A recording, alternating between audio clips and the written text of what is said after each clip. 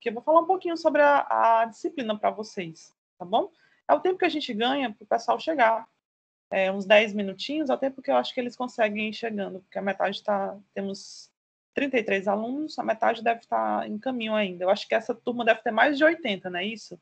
São 2 turmas A e B.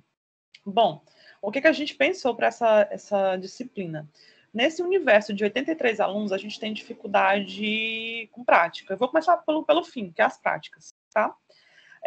As práticas são divididas em 2 fases. Tem a parte de laboratório e caso clínico, que sou eu, né? E tem a parte ambulatorial, que é com a professora Mônica no EMOP. Pelo menos antes de eu sair da licença, em 2020.2 e início de 2021.1, estava tendo grande dificuldade com relação ao próprio EMOP receber alunos na pandemia, né? E também a questão da quantidade de alunos por ambulatório. Ficaria muito restrito a quantidade, como as pessoas vão circular, né, nesses ambulatórios. Então, por isso, eu não falei com a professora Mônica, a líder da turma A, até falou comigo, mas no outro domingo eu disse, não, vou pegar a professora Mônica hoje, não. Eu vou ver direitinho com ela como é que a gente vai fazer. Como nós temos um universo de 83 alunos, eu conversei com a Naudiana para a gente pegar a parte dessas turmas da Mônica e minha, para a gente poder conseguir dar andamento, colocar mais um professor nas práticas, que é outro biomédico, que é o professor Gustavo. Eu ainda tenho que alinhar com ele esses cronogramas. Como é que a gente vai fazer?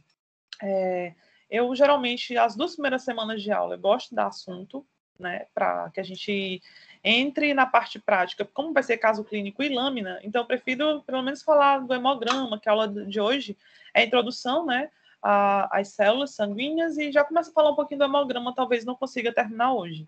Aí, na próxima semana, vai ser metabolismo do ferro, e daí a gente entra nas anemias carenciais. Então, antes da gente começar, a gente precisa ter como eu posso dizer, esse norte, né? Então, eu e o professor Gustavo, eu vou fazer direitinho essa divisão, eu preciso na FACID para ver como é a questão dos laboratórios, quantos alunos comporta em cada laboratório, para a gente fazer, tá? Aí eu estou devendo isso para vocês, saber como é que vai ser a parte da professora Mônica. Mas eu quero já te adiantar que vocês não vão ficar atrasados em relação a conteúdo de caso clínico e lâmina, não. Porque eu vou tentar ver com a professora Mônica. Em períodos anteriores, antes da pandemia, essas aulas práticas que a gente dava, ela ajudava na composição de uma nota, quando a FACID era 4 notas, né? Então, a disciplina de hemato é dividida em 3 módulos. O módulo 1, que é essa parte de células sanguíneas, as anemias, a linhagem vermelha toda, é comigo. A segunda parte, que é a linhagem branca, que é as leucemias, linfomas, essa parte mais clínica, é a professora Mônica. E o terceiro módulo é o coagulograma e algumas doenças transfusionais. Então, eu divido metade meu e metade da professora Mônica. Quando era 4 provas, a gente fazia uma prova para cada módulo e a última prova ficava sendo as notas práticas, né? Como agora a gente só tem 2 notas, né? Então, a gente vai fazer prova desses 3 módulos. E como estava na pandemia, com relação às dificuldades das aulas práticas e tudo, nós acabamos não atribuindo nota para as práticas. Eu tenho que ver com Mônica tudo isso. Por isso que eu não tenho como dizer para vocês hoje se as aulas práticas computarão nota. Se não computar nota, que eu acho que não vai, mas ainda vou ver direitinho, nós vamos ter a situação de, pelo menos, discutir caso, aprender, aprofundar um pouco, que eu acho interessante para vocês, tá bom? Como são 2 provas, torna-se um pouco mais conteudista. O que é isso? A gente dividia em 3 módulos, ficava uma prova por módulo, ficava teoricamente menos pesado, né? Agora, como só são 2 provas, é muito assunto. Por exemplo, só meu, se eu não me engano, são 6 ou 7 aulas, né? E da professora Mônica, mais ou menos desse tanto. Eu achei que cada módulo menor é o terceiro, que acho que são 4 aulas, 4, 5 aulas. Então, se vocês forem pegar, dá 12, 18 conteúdos, é quase 10 conteúdos por prova, é muita coisa. Então, assim, às vezes os alunos reclamam um pouquinho, talvez com razão, com relação desse novo formato. Mas vai dar certo, viu, people?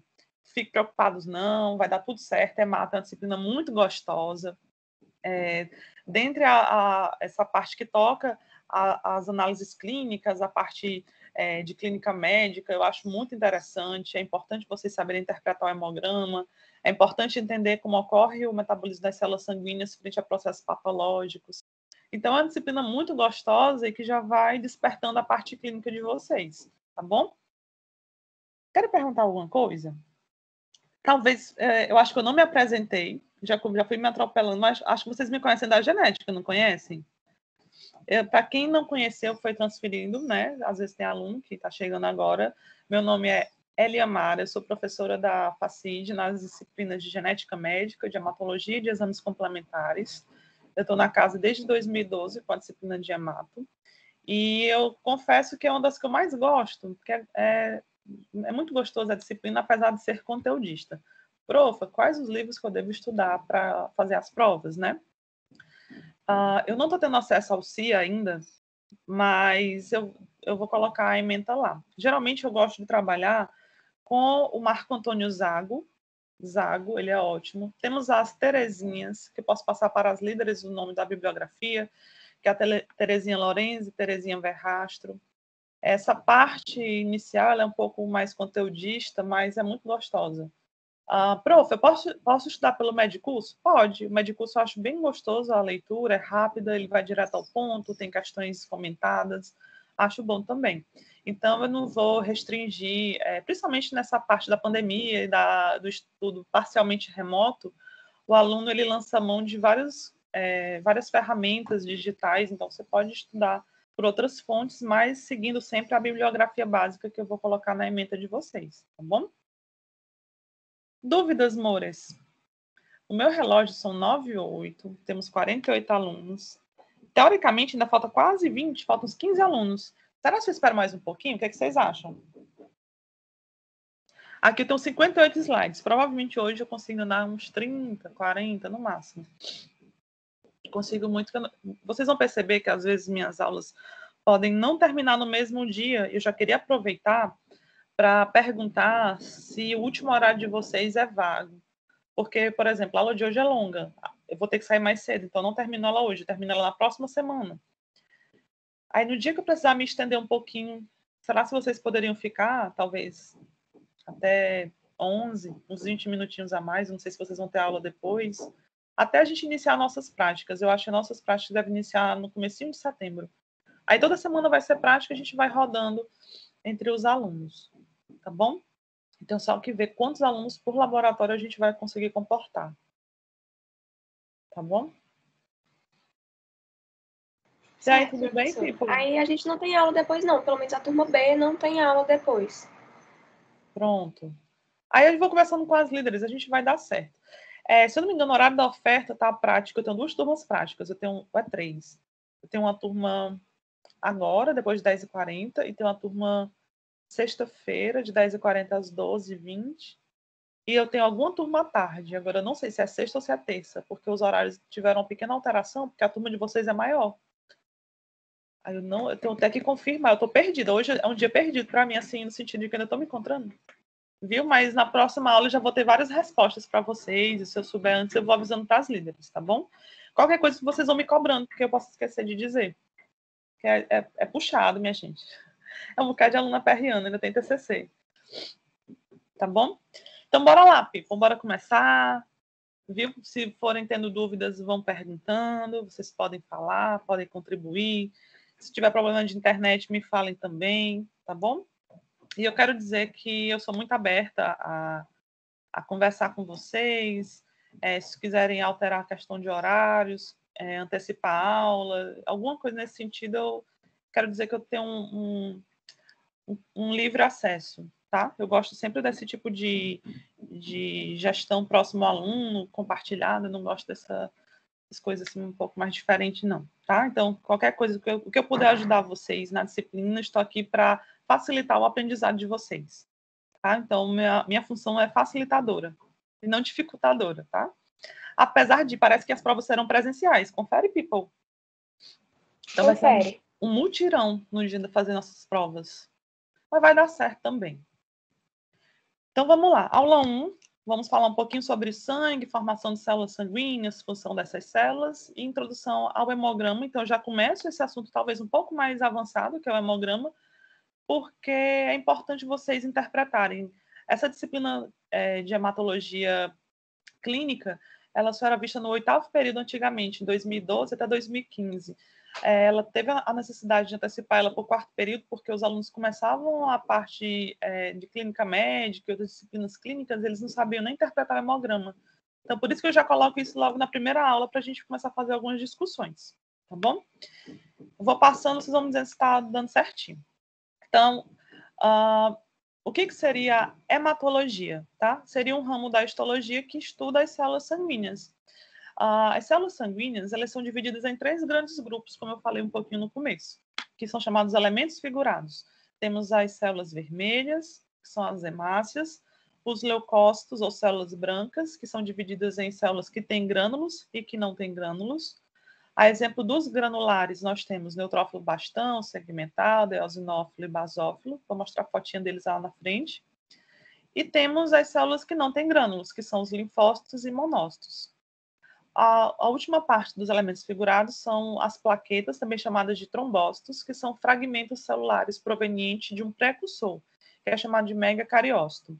Além desses elementos figurados, nós temos a parte líquida do sangue, onde nós temos prioritariamente composição de água, temos excretas nitrogenadas, é onde carrega o oxigênio, tá? Anticorpos, hormônios, então existem também diversas funções. Então, essas células elas são formadas por órgãos hematopoéticos, que mais aqui no finalzinho eu vou falar que são de linhagem primária e secundária, ou central e periférica, é onde eles são formados e maturados, onde vai ter suas diversas funções, ou desencadear suas diversas funções no organismo, tá? Bom, essa massa líquida de células, ela é direcionada em um movimento único, vou falar de forma ascendente, ou unidirecional, impulsionada por contração, tanto do coração quanto de válvulas presentes em artérias, arteríolas e até em algumas pequenas vênulas, tá?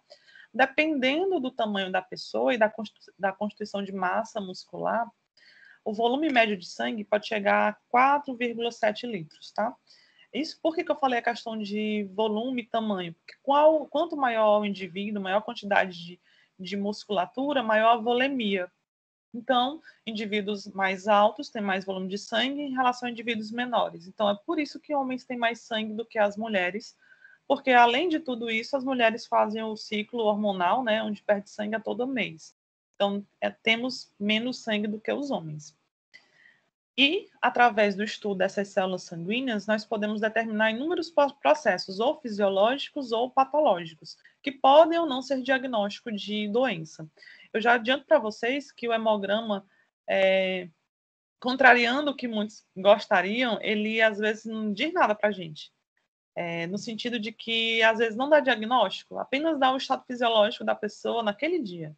Então, algumas células são produzidas a cada mês, células que são produzidas a cada semana e células que são produzidas diariamente. Então, às vezes, a gente só consegue pegar como a pessoa está naqueles últimos dias, não consegue avaliar um processo contínuo ou crônico dos últimos anos, 6 meses, tá bom? Eu vou discutir isso daqui a pouquinho com vocês. Bom, e quais são a função, né, dessas células sanguíneas e do sangue como um todo? A principal dela é mediar processo de defesa, conferido por células brancas, transportar oxigênio mediante células vermelhas, né, onde vai se ligar hemoglobina, essa molécula de oxigênio, transportar excretas, como o dióxido de carbono, excretas nitrogenadas, é importante para o processo de absorção de substância, tá? E excreção, como eu falei, de CO2 e excretas nitrogenadas. A parte líquida do sangue é chamada de plasma. Vocês sabem a diferença de soro para plasma? Profa, tudo é líquido. Qual a diferença entre eles? Eu não consigo... Tem alguém... Quero só beber aqui. Minha gente, se eu disser para vocês que eu saí de sala de aula dia 16 de março do ano passado e estou voltando hoje, teoricamente, para aula presencial, então, às vezes, você levanta a mãozinha, eu não consigo ver quem foi que falou. Tá, eu não consigo ver. Qualquer coisa. Era a Gabriele tentando entrar na sala, professora. Mas no time dá para a gente admitir. Pronto, obrigada. Muito obrigada, people. Então, vamos lá, diferença de soro para plasma, né? Então, a gente lembra que soro é sem S de 100, sem as proteínas de coagulação. Então, foi feito já o processo de coagulação, essas proteínas de coagulação foram utilizadas para formar o fibrinogênio que dá origem à fibrina, né? E o plasma, eu tenho as P de proteínas de coagulação imersas ou circulando nessa fase líquida do sangue. Então, teoricamente, no plasma eu tenho anticoagulante, no soro eu não tenho anticoagulante. Então, o soro já é após a coagulação, após a formação do coágulo, tá? Então, aqui eu estou falando plasma, ele vai dissolver várias substâncias, dentre elas orgânicas e inorgânicas. Dentre as orgânicas, nós vamos ter proteínas, né, alguns hormônios, e as inorgânicas são as excretas nitrogenadas, por exemplo. Nesse plasma, corresponde a 55% do volume total de sangue, e aproximadamente 93% a 95% dele é composto de água, tá? E nós temos esses diversos compostos orgânicos, como os aminoácidos, lipídios, lipoproteínas, vitaminas, que vão ser carreados dentro do plasma. Dentre as proteínas, a principal delas é a albumina, né, a proteína produzida pelo fígado. Ela mantém aquela pressão coloidosmótica que vocês conhecem, e é justamente ela que mantém a fase líquida do plasma no leito capilar. Pacientes que têm insuficiência hepática ou renal, onde ocorre perda proteica, o paciente geralmente cursa com edema, porque a albumina ela fornece essa pressão coloidosmótica que mantém o líquido dentro do leito capilar. As globulinas que vão dar origem aos anticorpos são fundamentais no processo de defesa humoral. E o fibrinogênio, que é importantíssimo para o processo de coagulação e processo de homeostase na formação de pequenos coágulos, né, que favorecem a restauração epitelial.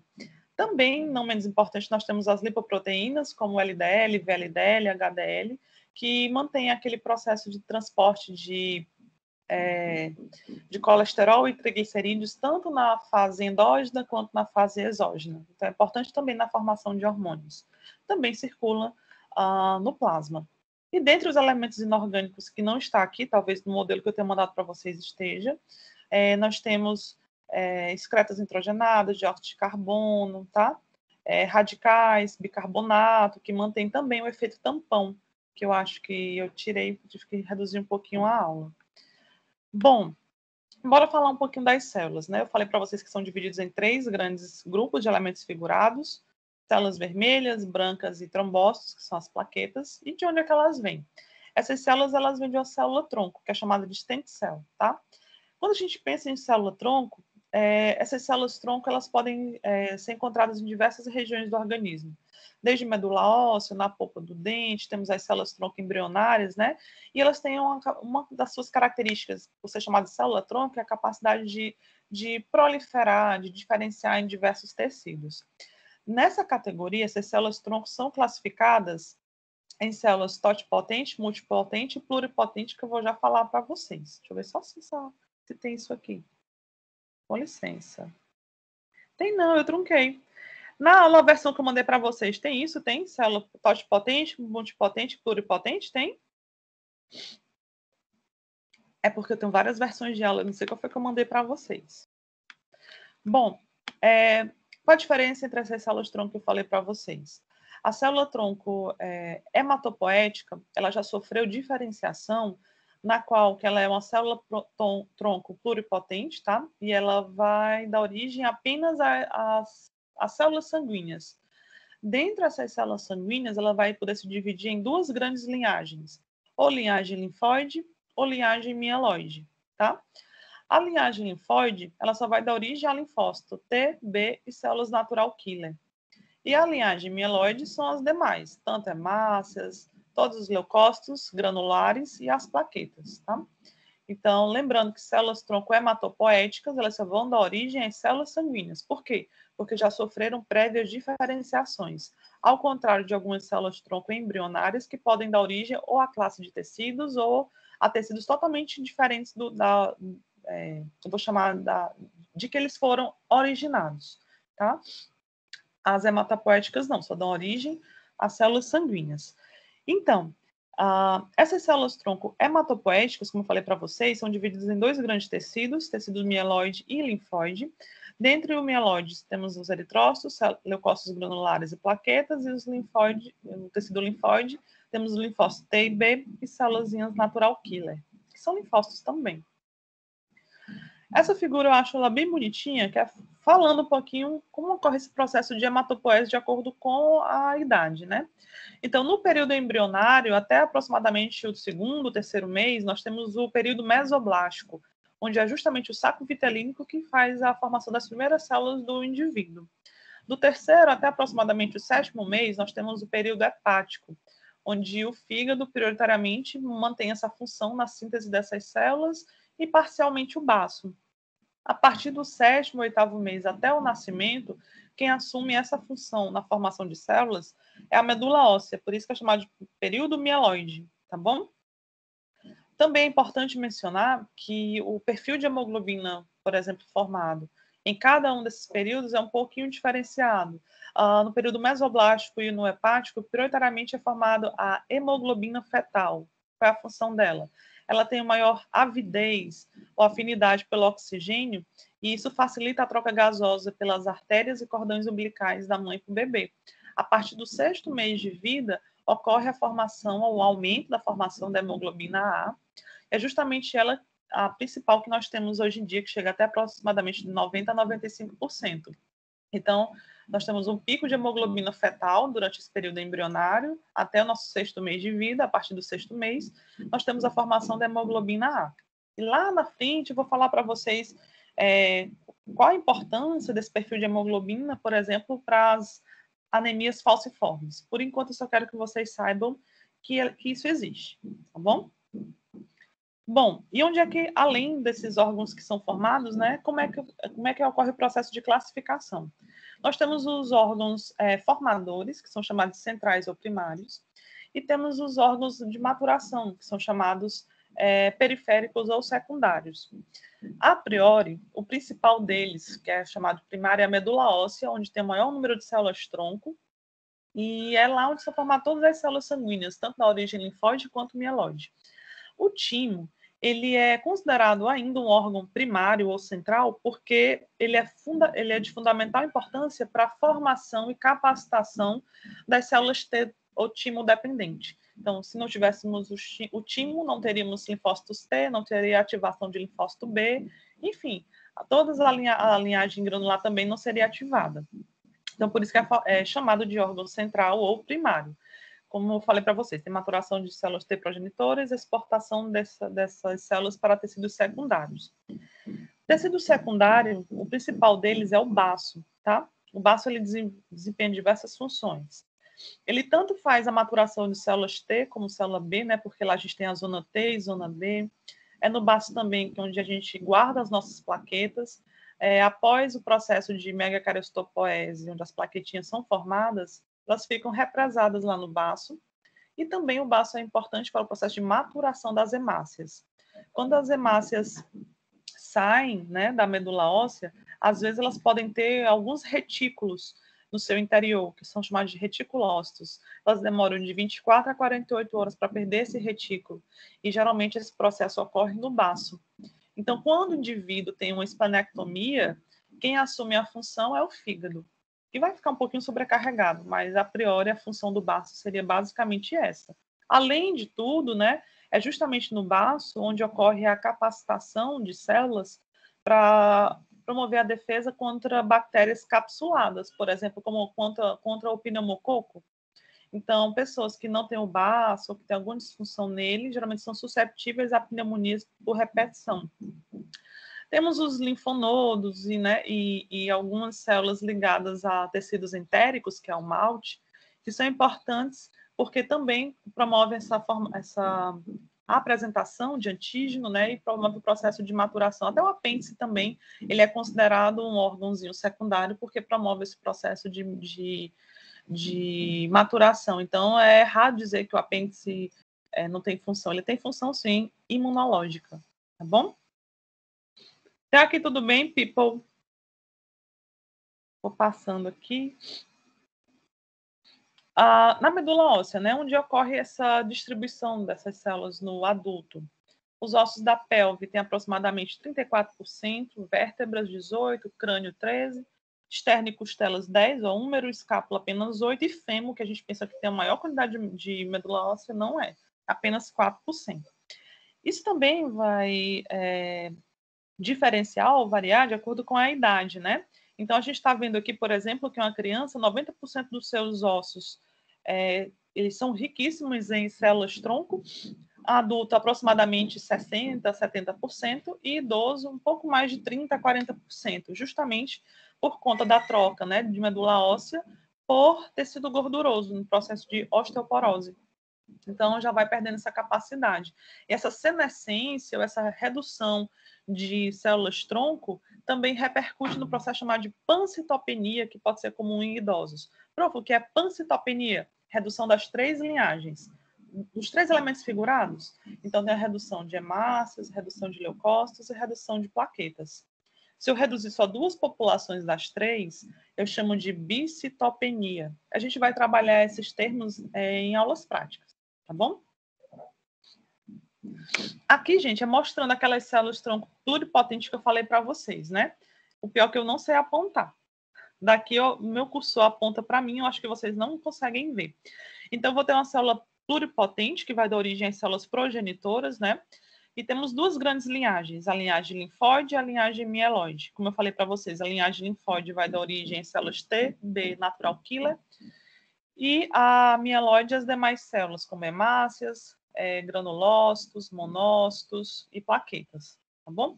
Profa, e o que faz uma medula óssea, uma célula pluripotente, que pode dar origem ou à linhagem linfóide ou mieloide, produzir, por exemplo, hemácias? Depende da demanda do organismo. Nós temos fatores estimulantes que são produzidos pela própria medula óssea ou por células de defesa que estimulam a diferenciação dessas células-tronco ou pluripotentes ou progenitoras a diferenciar, a produzir ou acelerar o processo de produção dessas células. Então, por exemplo, se você perde sangue, vocês entendem que o organismo vai sofrer, de certa forma, hipóxia, né? Porque junto com as hemácias a gente perde também essa capacidade de carregar o oxigênio. Então, existem fatores estimulantes nesse processo. Essa figura, ela basicamente mostra o slide anterior, que nós temos essas células tronco, né, que vão dar origem à linhagem linfocitária, que é a minha direita, células T, B e natural killer, e temos a linhagem mieloide, que seriam os eritrócitos, os megacariócitos, que vão dar origem às plaquetas, as células granulares, que seriam neutrófilos, eosinófilos e basófilos, e os monócitos, que vão dar origem a macrófagos ou células dendríticas, né, quando vão para os tecidos, tá bom? Bom, e com relação às hemácias, né, como é que o organismo sabe que precisa produzir as hemácias? A gente lembra que as hemácias têm aquele nosso tempo de vida de 120 dias, né, é o usual. Mas vamos pensar por algum processo ou fisiológico, vamos dizer que teve uma perda aguda de sangue, um mioma, fez com que a mulher perdesse uma grande volemia, ou então um processo parasitário, infecção por malária, né, que a gente teve alguns casos aqui no Piauí, eu acho que esse mês de julho passado, o Piauí ele não é, posso dizer, região endêmica para malária, a gente teve algumas situações, eu fiquei até preocupada de chegar aqui em Teresina, era no interior, e tudo isso faz com que você perca hemácias e, por consequência, você, de certa forma, faz hipóxia no organismo. Então, a gente sabe que lá nas arteríolas peritubulares dos rins, nós temos pequenos sensores, tanto da pressão arterial quanto da saturação do oxigênio. Então, quando essa saturação do oxigênio cai, o que acontece? Essas células peritubulares, elas induzem o rim a produzir um hormônio chamado de eritropoetina.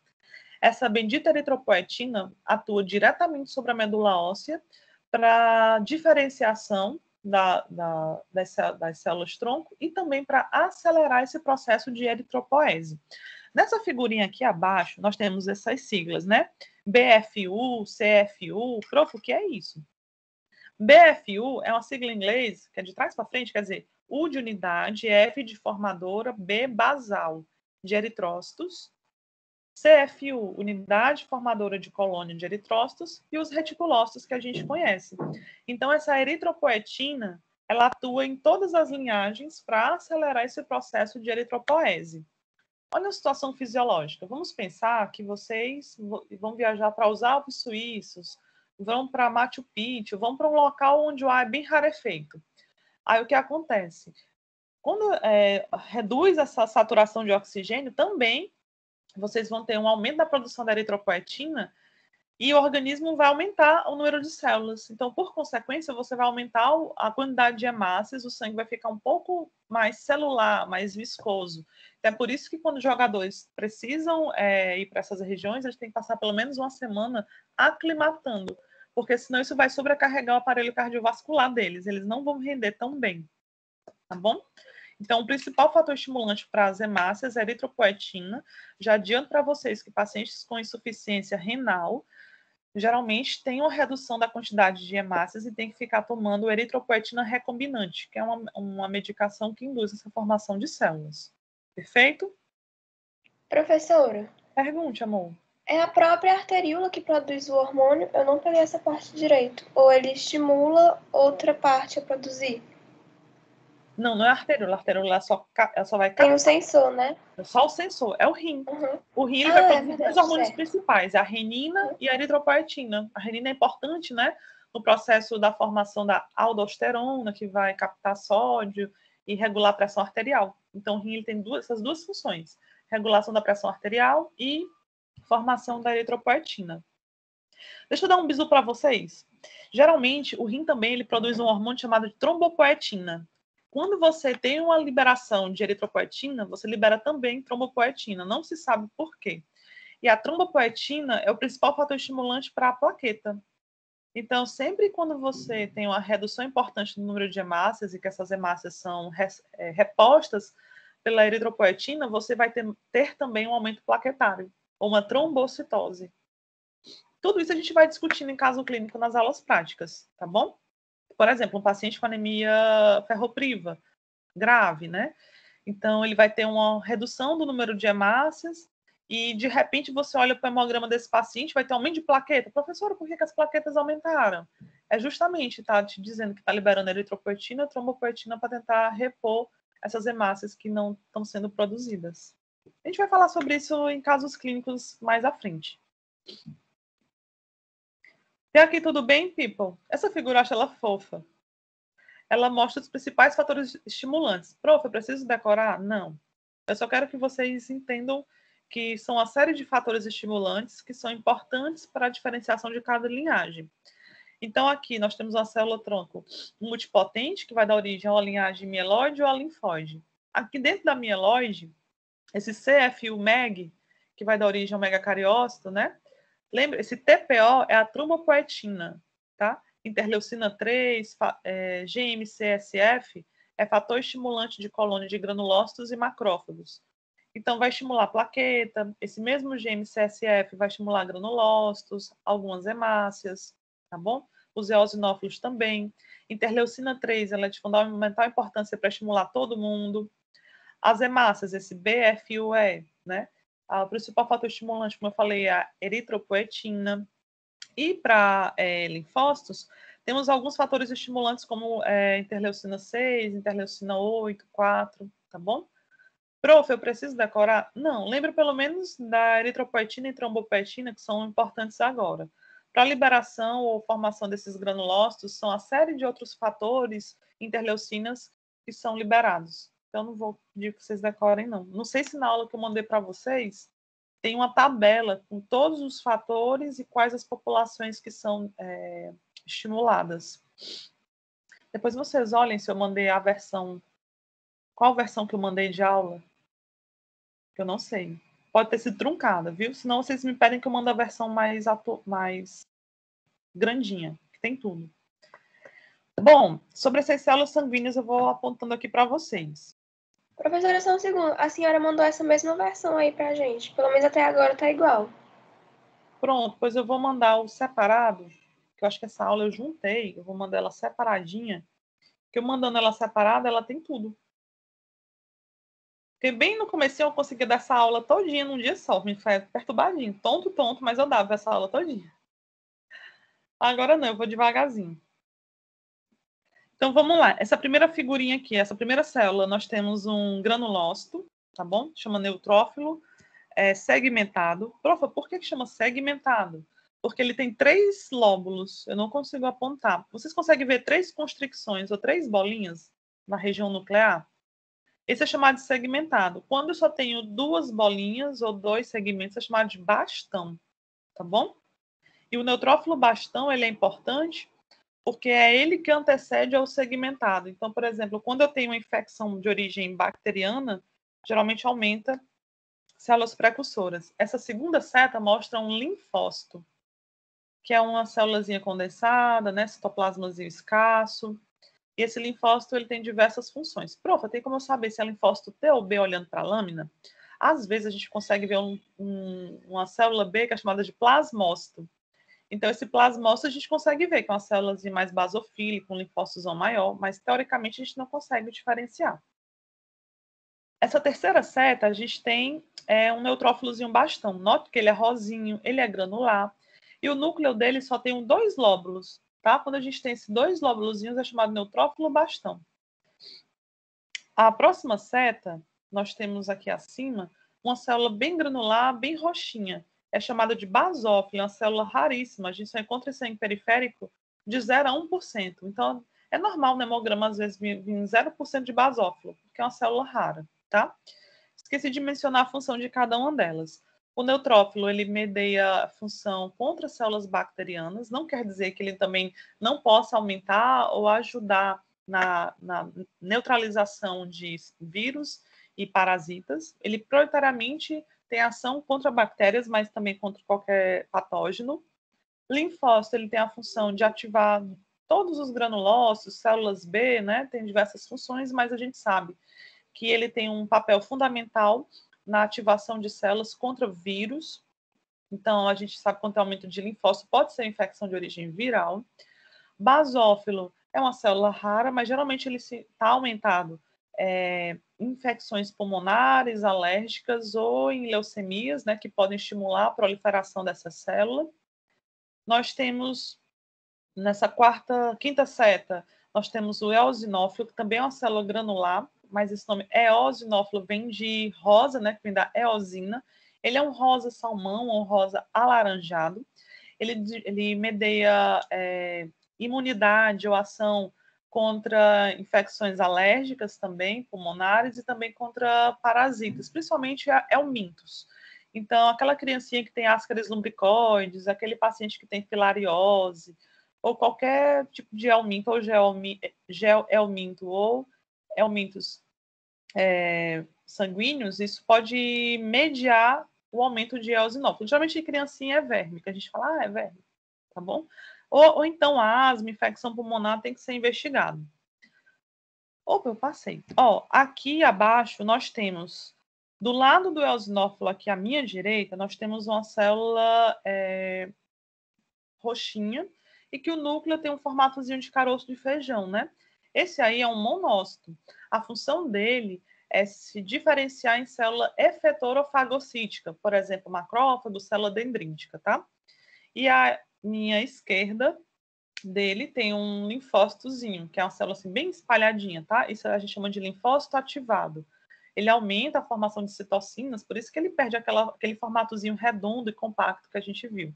Esses formatos e funções a gente vai reforçar em aula prática, tá bom?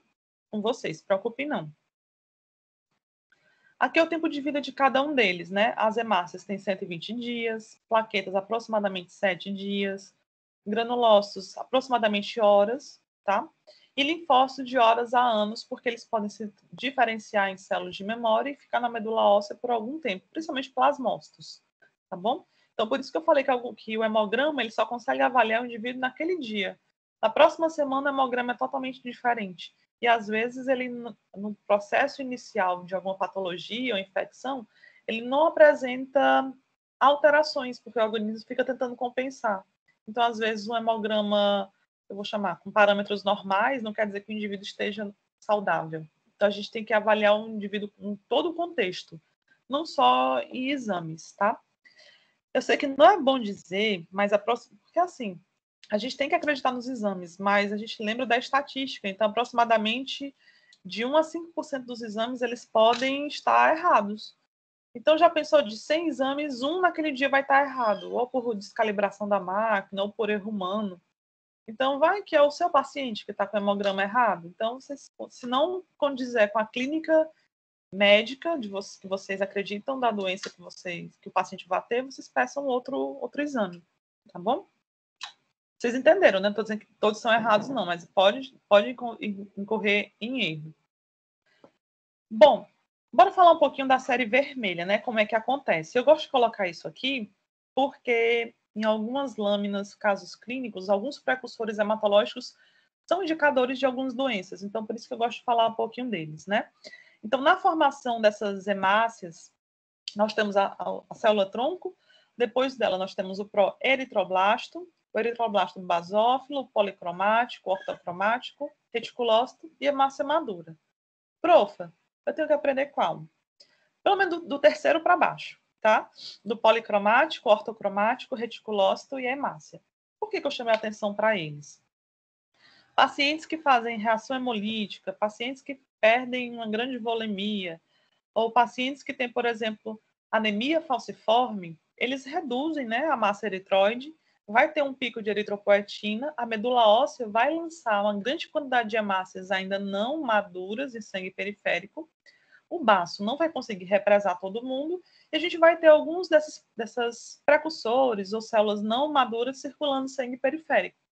Então, em uma vez ou outra, quando vocês verem reações hemolíticas um pouco mais importantes, vocês não podem encontrar esses precursores. Profa, qual a diferença de um policromático para um ortocromático? Deixa eu passar aqui o slide. Aqui é a animaçãozinha à minha esquerda, né? Nesse processo de perda desse núcleo. A diferença desse policromático para o ortocromático é justamente o processo de acidificação do citoplasma. Por quê? É justamente na fase de policromático onde toda a hemoglobina começa a ser produzida. Então, lembrem que todas as células-tronco elas são basofílicas ou roxinhas. Então, no policromático, ele começa a ficar um azulzinho mais claro. No ortocromático, toda a hemoglobina já foi produzida, ou seja, a hemácia vai estar vermelhinha, entretanto, ainda vai ter o núcleo. Notem também que esse núcleo era grande, cheio de nucléolos. Ele vai condensando, ficando pequenininho, né? E sofrendo cariorrex, que é a fragmentação nuclear, para ele ser excretado. Nesse processo de quebra nuclear, parte do núcleo, parte de algumas organelas ainda podem permanecer no interior da hemácia. Elas recebem o nome de retículo, por isso que nós temos o reticulócito. São hemácias ainda um pouco maiores, que podem circular em sangue periférico, mas a priori elas ficam no baço de 24 a 48 horas até perder todos esses retículos. Quando perde esses retículos, a gente chama de eritrócito, tá bom? Profa, por que a hemácia tem que perder o núcleo? Por que a gente não pode ter uma hemáciazinha nucleada? O núcleo, vou chamar que é muito caro energeticamente para uma célula. Para você manter um núcleo, você vai ter que ter uma alta quantidade de ATP. E se a hemácia usar a energia dela, o ATP dela, para manter esse núcleo, formando, por exemplo, RNA, dando origem a proteínas, ela vai perder a função dela, que é carrear o oxigênio. Então, só lembrando que as hemácias não fazem respiração aeróbica. Hemácias fazem respiração anaeróbica, porque para ela não é importante esse processo de manter essa vitalidade, tá bom? Então, por isso, a função dela é justamente só carrear o oxigênio, por isso que a gente perde o núcleo, porque ele é caro energeticamente. Então, o oxigênio que a gente teria que carrear, a gente teria que utilizar ele lá nas cristas mitocondriais para produzir ATP. Então, a gente não quer perder esse oxigênio. Então, por isso que a gente perde o núcleo. Perfeito? Professora, então... Oi, diga. A hemácia vai perder o núcleo totalmente da fase de reticulócito para a fase de eritrócito, né? Não. Do eritroblasto ortocromático. É lá pra que ele reticulócito. Para o reticulócito. É nessa fase aí que ele... O que é que seriam esses retículos? Que ainda... Retículo pode ser resto de núcleo, que às vezes fica um pedacinho. Pode ser resto de RNA. Pode ser resto de proteína. Uns pontinhos roxos que ficam no interior da hemácia. Tá. E notem também aqui pela figurinha à minha direita, o reticulócito, tá vendo que ele é um pouquinho maior do que a hemácia madura? Vocês conseguem ver? Esse tamanho desse reticulócitozinho um pouco maior pode interferir no resultado de alguns hemogramas que eu vou falar mais à frente. Ele pode dizer que a hemácia está com tamanho grande, sendo que na verdade não é. É um mecanismozinho compensatório, que eu vou falar um pouquinho à frente, tá bom? Mas por enquanto eu quero que vocês entendam que isso existe, que o reticulócito pode ser formado.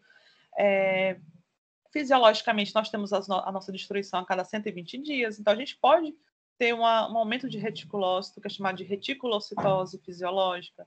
Isso pode acontecer. Meninas no período menstrual perdem uma volemia, pode estar sendo reposto essas células, a gente pode ter uma reticulocitose. Nos próprios trotes solidários, né, na faculdade, a gente pode doar sangue, depois de 2 dias, se coletar esse sangue, vocês vão ver somente de reticulócito. Então, ele pode ser tanto fisiológico quanto patológico, tá bom? Mas, geralmente, patológico mesmo, quando a gente vê uma reticulocitose ou hemácias precursoras em sangue periférico, a gente pensa fortemente em reação hemolítica, tá bom? Até aqui tudo bem, people? Podemos começar o hemograma, visto assim, uma parte assim geral. Eu vou falar, vocês vão ver que na hemato, ela tem alguns nomes bonitinhos, que parecem ser difíceis, mas com o tempo de tanta gente falar, já fica algo natural, tá bom? Então, pode ser que eu fale de algumas formas celulares, alguns nomes um pouco complicados, mas a gente vai reforçando esses termos durante todo esse módulo 1. Vai dar certo, tá bom? Então, vamos estudar um pouquinho o hemograma. Eu já começo com o título, esse título aqui, hemograma completo. É um termo errado. Por que eu considero errado? Porque todo hemograma é para estudar. É massas, leucócitos e plaquetas, tá bom? Por que os médicos costumam pedir hemograma completo? Porque existem alguns hospitais, agora eu não sei dizer se é só aqui em Teresina ou se ocorre em outras regiões do Brasil, que se você só pedir hemograma, só vai vir hemácias e leucócitos. Não vem plaqueta. Então, às vezes, os médicos pedem hemograma completo para vir as 3 populações, mas é para vir as 3. Todo hemograma é para ser completo, tá bom? É um exame simples, de baixo custo, ele te mostra a fisiologia do paciente naquele dia, ele é importante no auxílio de diagnósticos e patologias, tanto hematológicas quanto sistêmicas, mas eu quero dizer para vocês que é um exame extremamente inespecífico, porque às vezes, eu vou chamar de flutuação, existem flutuações fisiológicas que não são processos patológicos, ou pessoas que estão com processo patológico, mas o organismo já se adaptou àquele agente agressor, ou àquele processo, e não altera o hemograma. Então, é importante, todo médico tem o dever de ofício de pedir, mas pode ser que ele não te dê diagnóstico, tá bom? Então, é importante casar o hemograma sempre no contexto do clínico do paciente. É isso que vai fazer vocês suspeitarem de alguma coisa, tá? Então, só lembrando, né? Temos os eritrócitos, né, onde a gente vai estudar tamanho, cor e forma. Quando a gente tem alteração no tamanho, a gente diz que temos anisocitose. Olha que nome lindo, anisocitose. Quando a gente tem a diferença na cor, a gente pode dizer que tem policromasia, diferença na cor, ou anicromasia também. E quando a gente tem diferença no formato das hemácias, porque elas não são sempre redondinhas, elas podem ter formato de foice, podem ser elípticas, formato estrelar, tem vários formatinhos. A gente chama de poiquilocitose ou pecilocitose. Então, vocês vão perceber que os hematologistas gostam de dar nome para tudo, e uns nomes bem bonitinhos, mas esses termos são importantes vocês reforçarem e aprenderem, porque eles vêm no laudo do hemograma para vocês entenderem o que é que alterou, tá? A senhora pode repetir, professora, por favor? Posso. Anisocitose, tamanho. Poiquilocitose, formato. Acho que tem lá na frente. Formato. Acho que eu falei policromasia, não foi? E anisocromia, não foi? É cor. Uhum. É cor. Aí as plaquetas, geralmente a gente só vê o número e o tamanho, tá? E os leucócitos, geralmente a gente vê número e vemos também algum formato, tá? Que eu vou falar para vocês. Formato seria alterações anatômicas que eles podem ter frente a algum processo infeccioso. Então, dos leucócitos, a gente avalia linfócitos, monócitos e todos os granulócitos, tá bom? Também a gente tem alguns termos. Se aumenta a leucócito, chama leucocitose ou leucofilia. E redução é as penias, leucopenia.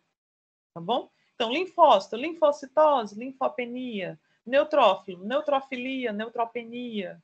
E assim por diante. Tá? Então, a gente vai usar muito esses termos filia ou penia para aumento ou redução de algumas populações. Então, esse slide eu já expliquei. Então, o eritrograma, né, o exame realizado geralmente é um tubo contendo EDTA na proporção de 1:9, né? O EDTA é o anticoagulante para as análises hematológicas. No eritrograma, a gente vai ter contagem de eritrócitos, né? Que vai dar a porcentagem em milhões. Então, dependendo se é homem ou se é mulher, tem alteração. Por exemplo, para a mulher de 4 a 5 milhões, do homem a partir de 4,5 milhões a 5,5. Não se preocupem que os valores de referência, quando colocar, eu coloco na prova, só para vocês interpretarem, porque dependendo do laboratório e do autor, pode ter uma pequena mudança.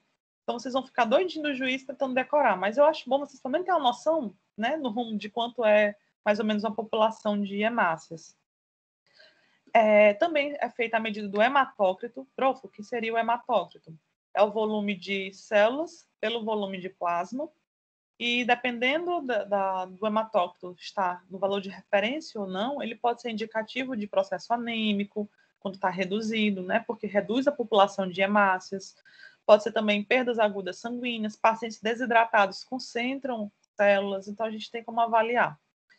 Dosagem de hemoglobina, né, para verificar se o paciente tem ou não a quantidade de ferro circulando da forma correta.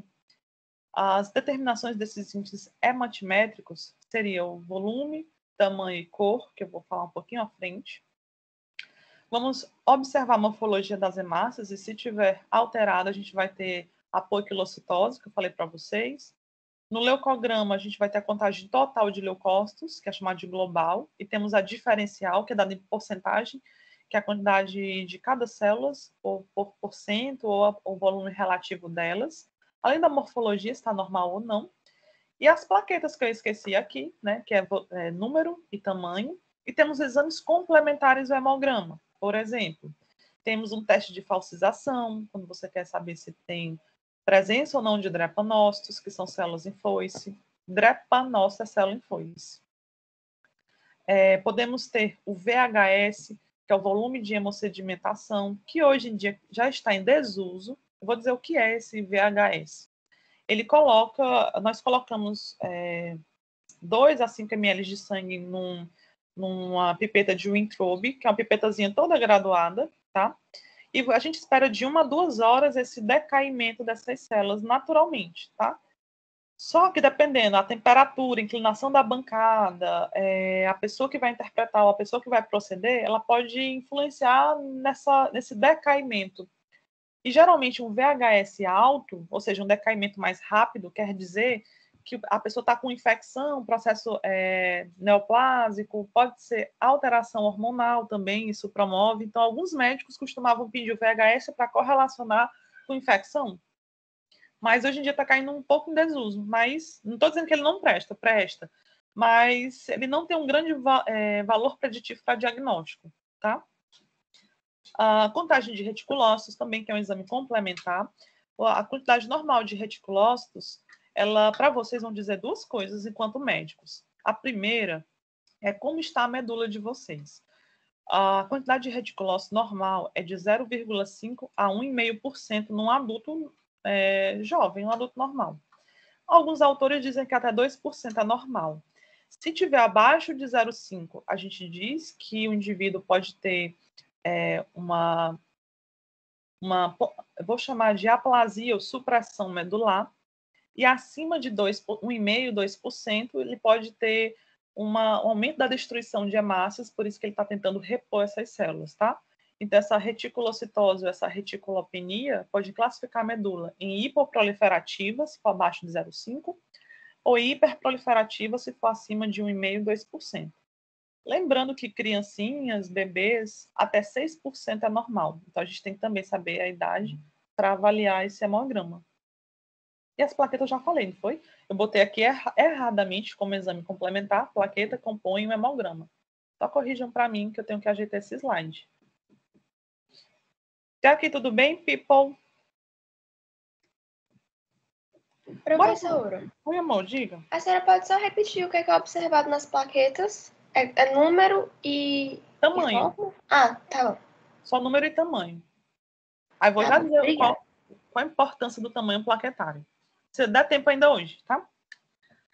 Então, bora falar um pouquinho do esfregaço que a gente vai ver na aula prática, agora no iniciozinho de setembro. Esse esfregaço sanguíneo, ele é muito importante para te dizer a questão morfológica dessas hemácias, e eu gosto sempre de correlacionar a forma com alguns processos patológicos, tá? Então, no esfregaço sanguíneo, a gente vai poder observar hipocromia, né? Então, hemácias hipocrômicas são relacionadas geralmente à carência de ferro e a doenças genéticas, como a talassemia, onde a gente vai produzir hemácias hipocrômicas. Podemos ter a policromasia, que é hemácia com mais de uma cor, então azuladinha, que pode ser os reticulócitos, podem ser os eritroblastos policromáticos e ortocromáticos. Então, quando eu tenho reação hemolítica, as minhas hemácias podem se apresentar um pouco policromáticas. Eu posso ter hemácia normal e eu posso ter hemácia um pouquinho azulada ou precursora, tá bom? Eu posso ter diferença no tamanho, que é chamada de anisocitose. Geralmente, a gente observa anisocitose, vocês podem até escrever do ladinho, em carência, processo carencial, tanto de ferro quanto de vitamina B12 e ácido fólico, tá? Por quê? A medula óssea, ela produz todas as hemácias do mesmo tamanhozinho. Pensem nas hemácias como balões que vocês vão encher. E quem enche esse balão é justamente o conteúdo de hemoglobina. Então, se a hemoglobina está reduzida porque eu não tenho ferro, logo eu vou estar com um tamanho um pouco menor.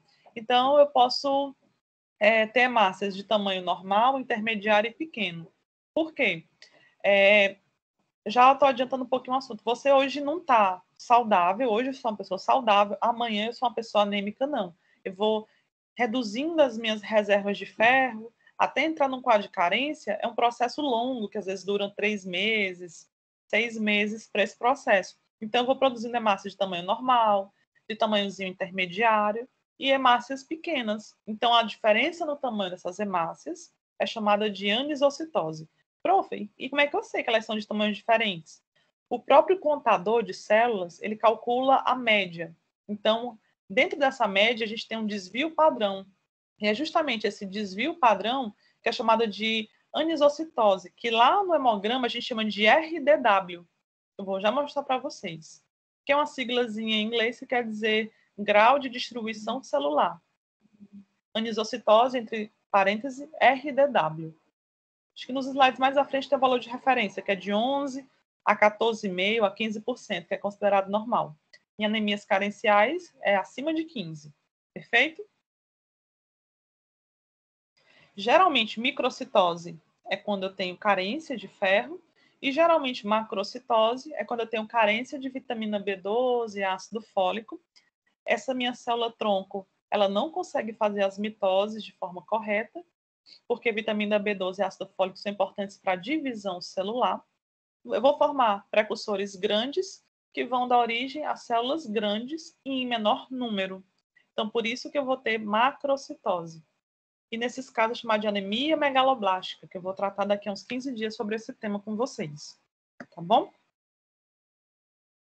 E temos os poiquilócitos, que o menino fica doido e quer me matar, que são as alterações dos formatos, que tem vários nomes bonitinhos.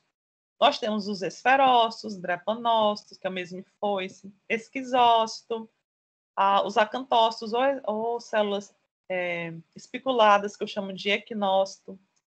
Tem os ovalócitos, as células piriformes, que são as células elípticas ou em lápis. Dependendo do autor e da região, muda o nome. Temos as crenadas e os estomatócitos. Profa, qual é a função de cada uma delas? Se eu tiver isso aqui, eu vou morrer? Não, depende da quantidade que você expressa em sangue periférico, que eu trouxe aqui para vocês. Geralmente, esferócito são hemácias pequenas, redondas, esféricas, e aparentemente que concentram mais hemoglobina do que outras células. Por que eu falei o nome aparentemente? Geralmente, a esferocitose ela acontece em duas situações. Ou secundário a uma anemia hemolítica autoimune, que é esse AHAI, tá?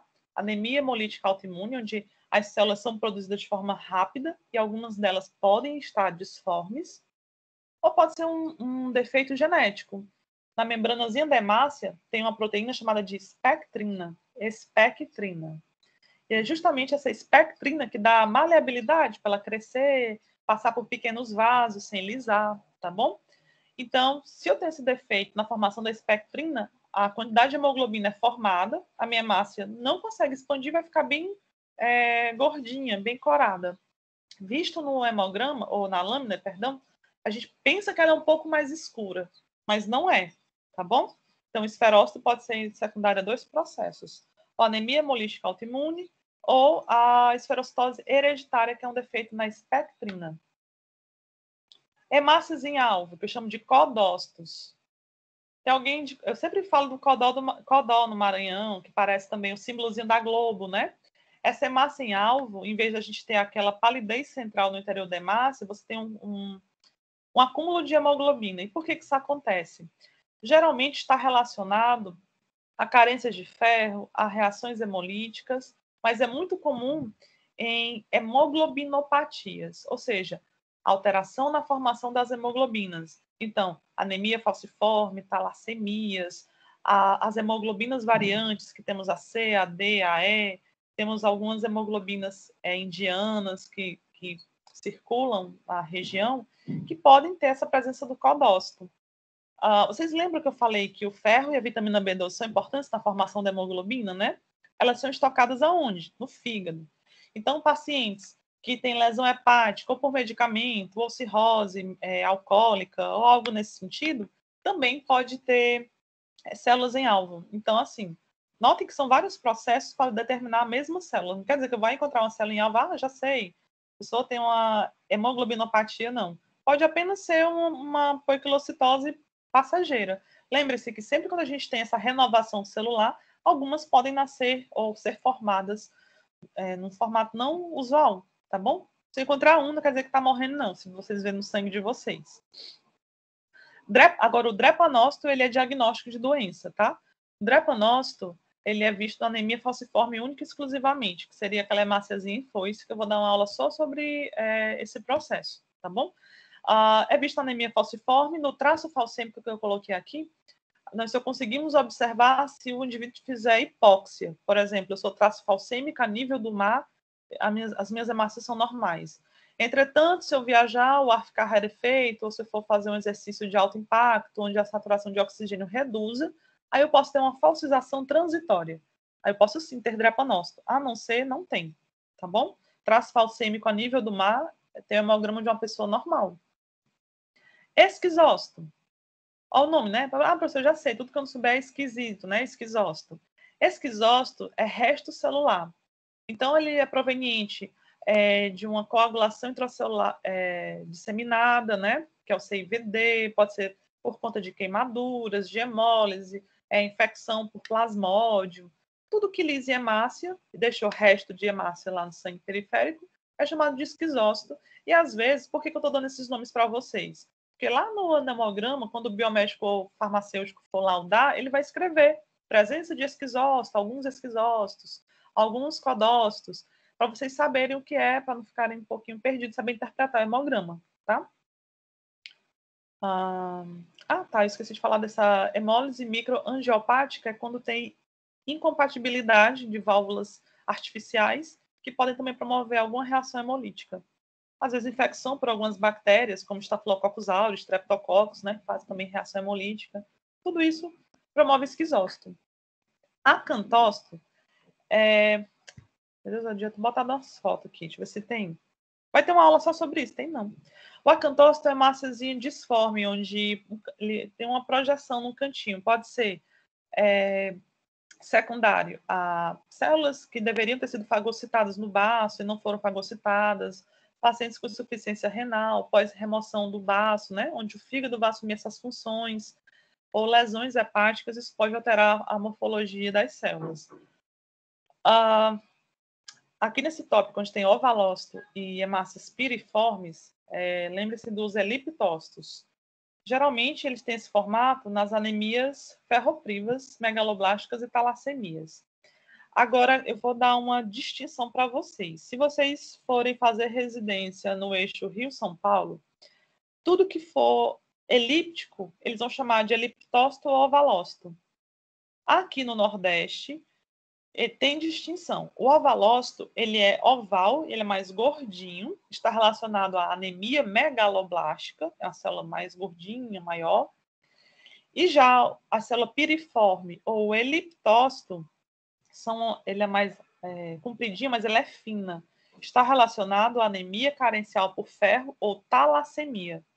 Mas, região sudeste, chama todo mundo de ovalócito. Aqui a gente tem essa distinção, vocês podem ver, talvez no hemograma, nomes diferentes, tá bom?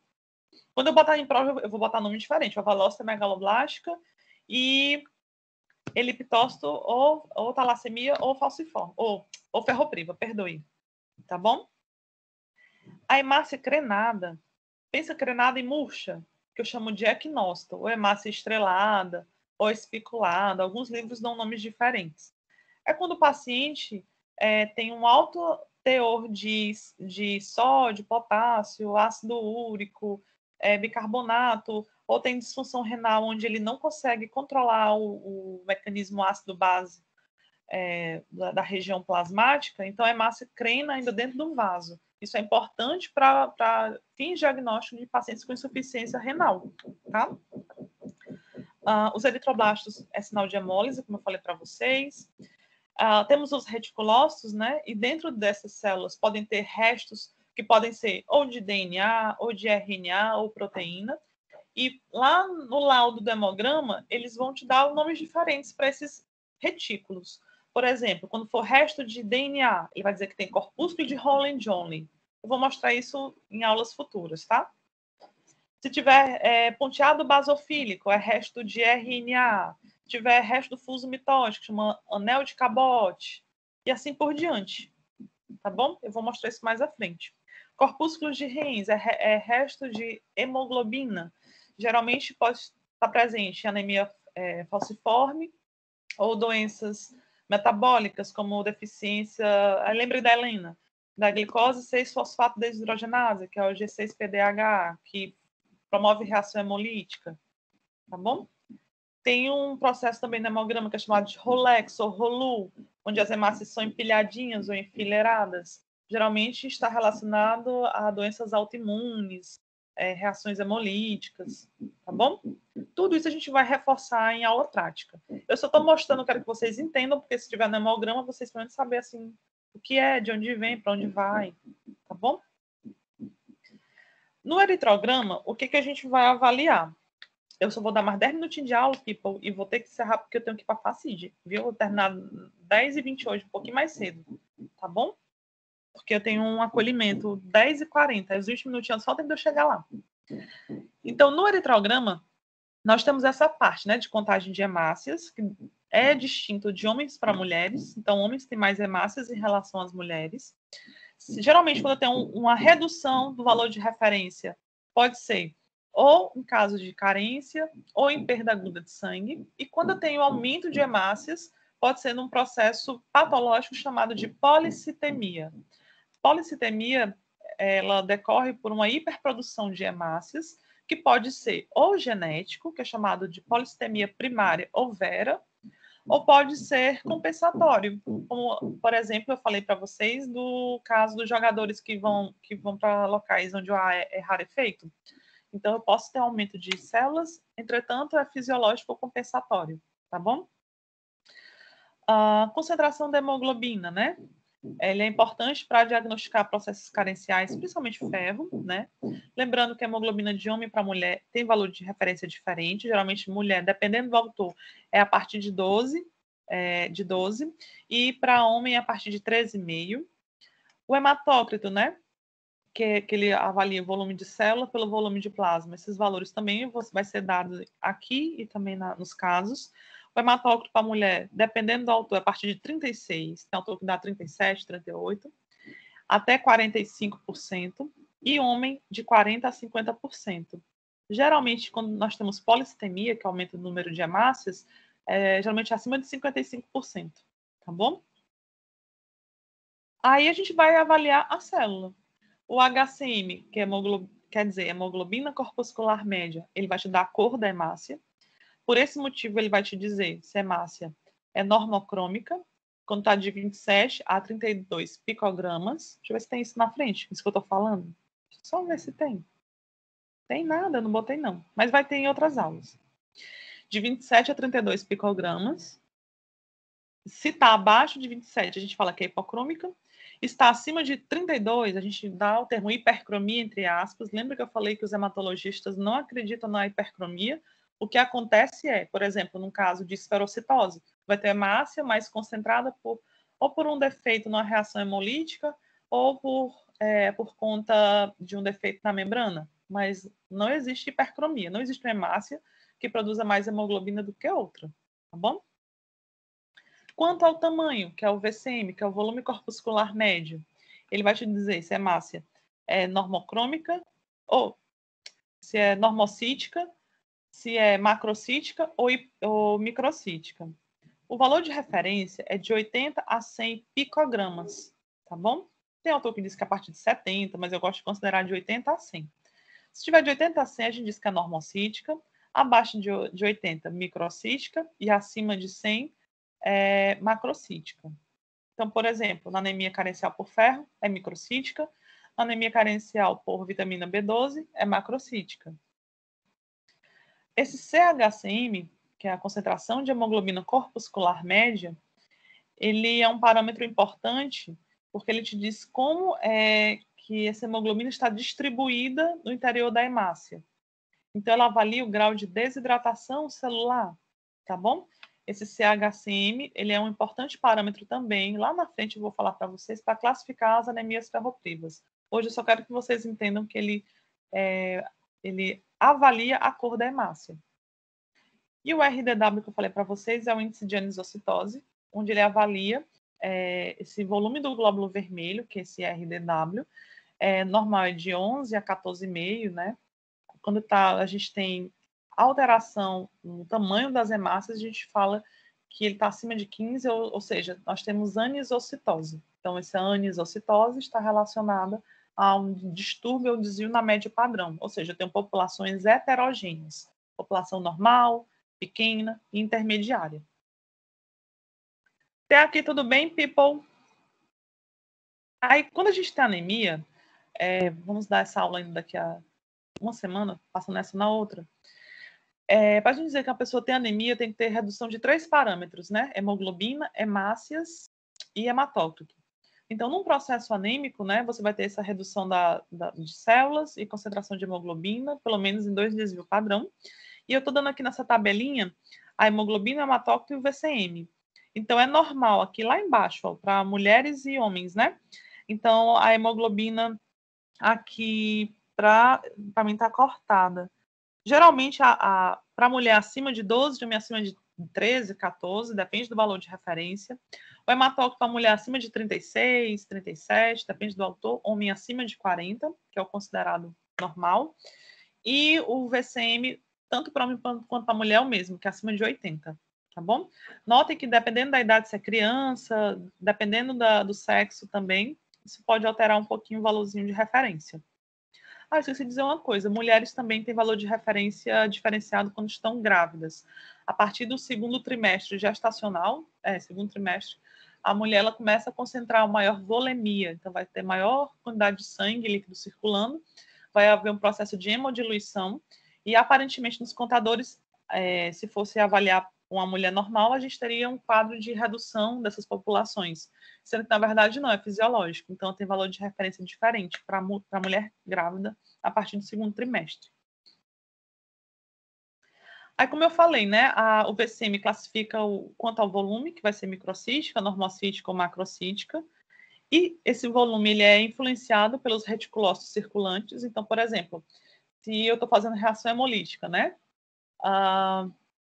vou dar um exemplo clássico. Eu estou com anemia ferropriva. Bom, se eu estou com anemia ferropriva, o meu volume de hemácias e a quantidade está reduzida, né? E a hemoglobina também. Então, vocês entendem que o meu VCM vai estar reduzido, né?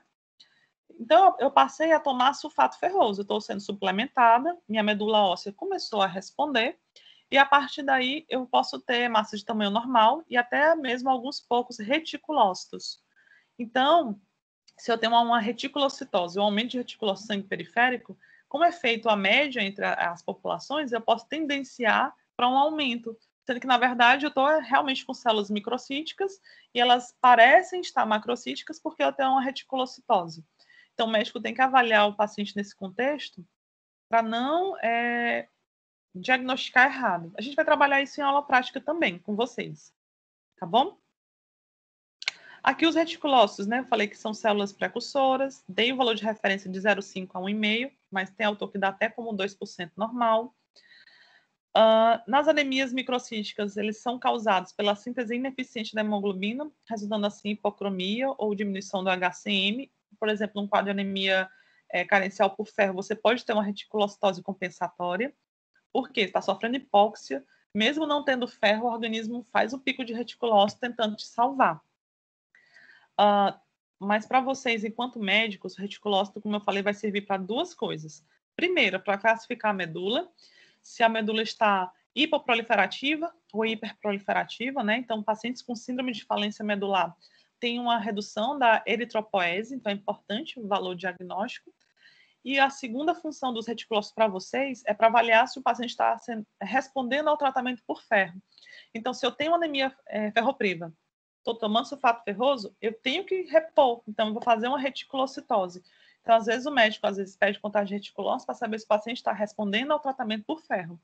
Se não está respondendo ao tratamento, então ele tem que suspender sulfato ferroso, porque o organismo ele não consegue excretar ferro. Você vai intoxicar o indivíduo. Eu vou falar sobre isso na aula de anemia carencial por ferro. E o CHCM, né, que eu falei para vocês, ele avalia o grau de desidratação celular.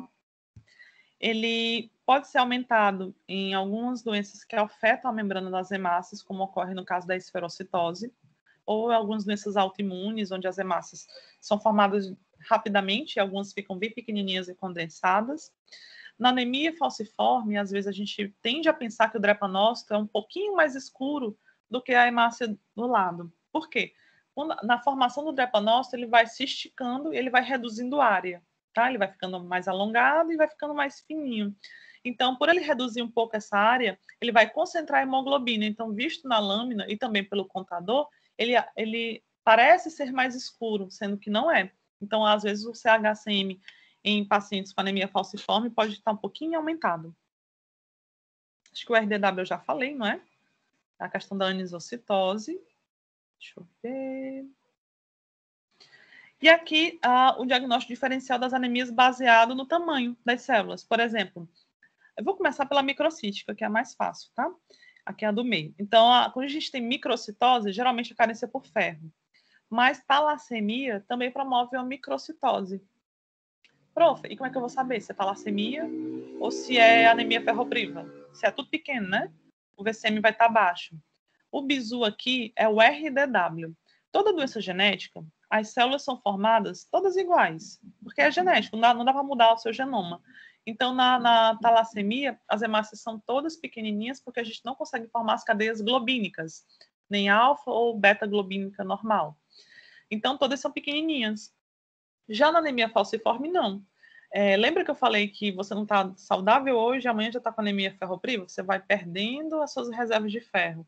Então, vai gerando populações heterogêneas. Ou seja, o RDW é alto numa anemia ferropriva e o RDW é normal ou na faixa de um paciente com talassemia, porque não há diferença no tamanho das populações. São todas homogêneas, são todas pequenininhas iguais. Já não há deficiência de ferro, não. São heterogêneos, logo o RDW pode ser aumentado.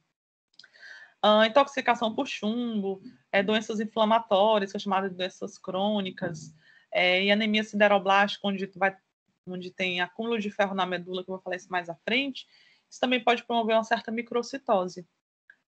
A macrocitose geralmente é por carência de B12 e ácido fólico, mas também pode estar relacionado a doenças hepáticas, onde o ácido fólico é guardado no fígado, também pode estar relacionado, processo de aplasia na medula, leucemia.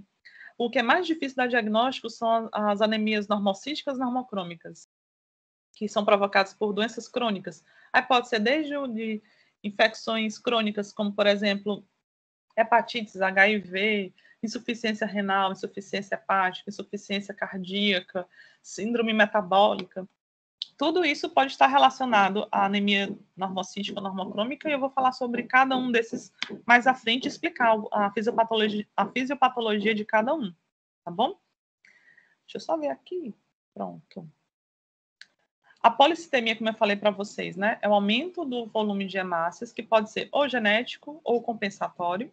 Quando é genético, é chamado de policitemia primária ou vera, que é o aumento da hemoglobina e do hematócrito do paciente. Geralmente, os pacientes têm esse acúmulo de hemácias, ele fica com as mucosas um pouco mais coradas. Para você ter mais hemácia não é bom, não? Vai oxigenar melhor?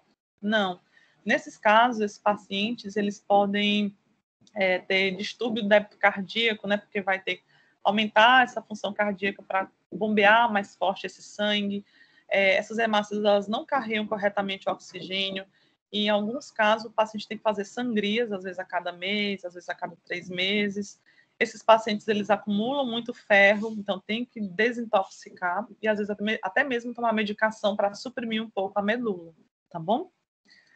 Quando é secundária, né, a polissemia secundária, pode ser relacionada a tumores renais, hiperprodutores de eritropoetina, pode ser por conta de hipóxias, cardiopatia cianótica, grandes altitudes, rarefeito, tá bom? Tudo isso pode estar relacionado com a secundária.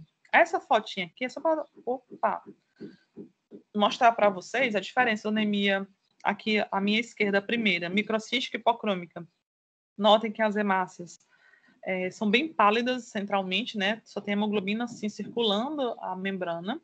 Normocística, normocrômica, ela aparentemente, pelo menos na lâmina, não tem nenhuma alteração. O que vai reduzir é a quantidade de hemácias, tá? Então, por exemplo, se é de 4 a 5 milhões, vai ter 3 milhões de hemácias e com morfologia aparentemente normal. E anemia macrocítica, você vai ter duas coisas. Além do macrócito, né, que é hemácia grande, você vai ter alguns neutrófilos hipersegmentados. Note que nessa figura aqui eu tenho um neutrófilo segmentado, e note o tanto de bolinhas ou segmentos que tem aqui no seu interior. Eu estou contando 8. 1, 2, 3, 4, 5, 7 lóbulos. O normal de segmentação é de 3 a 5. Acima de 5 é hipersegmentado. Professor, então por que hipersegmenta?